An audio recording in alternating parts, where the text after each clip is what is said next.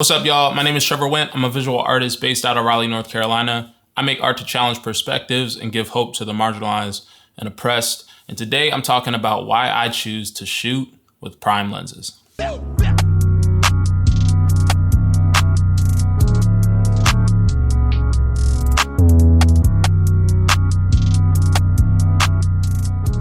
So in the photo video world, there are two different types of lenses. There are primes and there are zoom lenses. Now, prime lenses are fixed focal length lenses, which means that whatever focal length you buy them at, whether that's 28 millimeters, 50 millimeters, 35 millimeters, etc., that's the only focal length they have. They can't zoom.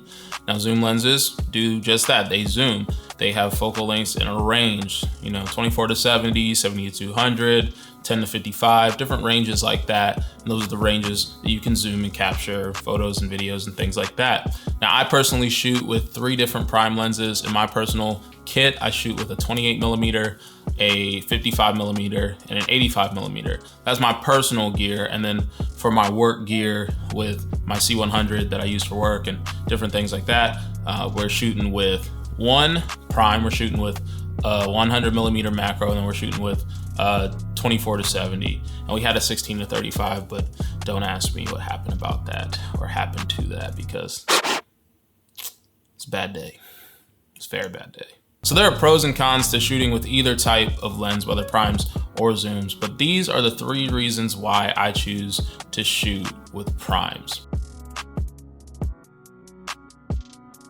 Primes are usually a fraction of the cost of zoom lenses. If you think about it, they only have to worry about one focal length when they're thinking about engineering and design. They don't have to think about 24 to 70 or 70 to 200. They just have to think about one. And so there's less work a lot of times that goes into crafting that lens and making it a solid lens through and through.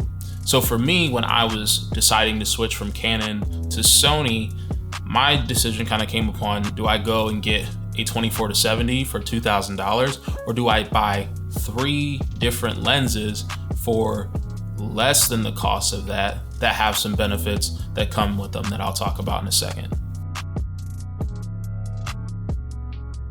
Primes are generally faster lenses, which means they have wider apertures and they focus faster. So my widest aperture on my lenses is 1.8. The only lens that has 2.0 aperture is my 28 millimeter, but the rest are 1.8 aperture lenses, and they focus fast. They've got great bokeh. They let more light in, because when you have a wider aperture, more light's coming in, and then you often get that softer bokeh look. Depending on focal length too, that plays a part of it. So it's ideal for focusing fast, low light situations, and getting that nice creamy bokeh that you're looking for.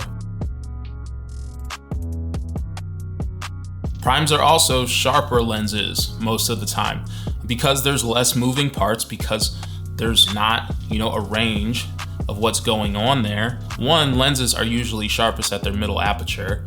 And then if you add in an element of lenses zooming in and out, you have focal lengths that are gonna be sharper generally and focal lengths that aren't gonna be as sharp. If you have just one focal length to deal with, they're usually way sharper lenses.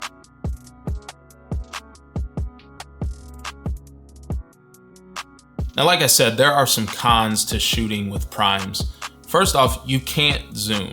So this means that to get shots at different ranges, you have to physically move yourself. It can make you more creative to have those boundaries of walking forward and backwards, but at the same time, it also can be inconvenient if you see a shot that you just need a little bit more of a zoom for, a little bit, longer of a focal length, and you can't get it because you've got a prime lens sitting on your camera.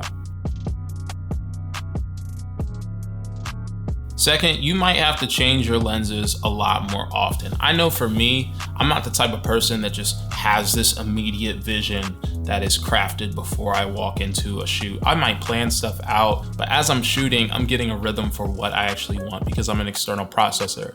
And so sometimes I'm shooting with a 28 and I think that's what I want, but I really am kind of like, I don't know if I want this. Let me switch over to the 85. Let me get some closer stuff. And so I'll do different things like that, but I end up changing my lens a lot, and changing your lenses outside in not ideal environments isn't isn't the greatest thing to do. You can get dust on your sensor. So you kind of want to avoid taking lenses on and off a lot of times, but sometimes you have to do that on the run and gun when you're shooting with primes. And also because of that, you can also miss shots. You can straight up miss shots because in the midst of trying to change a lens over, something dope can be happening and you miss it because you're trying to get a better lens on. Last, you can't get as wide of a range, a variety of imagery when you're shooting with primes as quickly. Like I said, you think about it, faces look different at different focal lengths. Your face can look a lot flatter at the longer, like telephoto focal lengths, while the wider ones will kind of concave your face out. And then 50 is about what your eye actually sees at. So if you're shooting on a full frame camera and you're shooting at 50, that's basically what our eyes are seeing other people's faces as. And so you can get a wide variety of different things if you're playing with those different focal lengths creatively when you're shooting. But if you're shooting with primes, it's a little bit more difficult to pull that off. So that's also something to keep in mind when you're thinking between primes and zooms. So straight up for me, I picked primes when I was planning to switch over to Sony because it made the most monetary sense for me. I could get tack sharp lenses that are incredible in low light for an affordable cost and get stuff that I needed for the type of work that I do. Now, mind you, I was coming off of a Canon 60D is what I was shooting on before, and I had a 24-70 f2.8. It was a USM2. It was an incredible lens. I love shooting with that zoom lens, and I still love shooting zooms. And sometimes I wonder, should I switch over and get a 24-70 for Sony, because it just is so versatile and it's so helpful. It probably wouldn't leave my camera that much, but that 55, like, just super sharp. It's a perfect lens in a lot of ways for me. Like, I love that lens to death.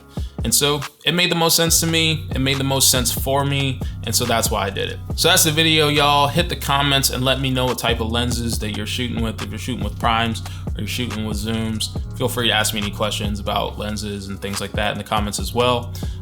If you gleaned anything from this video, make sure you hit that like button, subscribe to this channel if you haven't, and hit that notification bell situation so that you can get informed every single time I drop a new video. And I'll catch y'all on the flip. Be easy, y'all. Peace.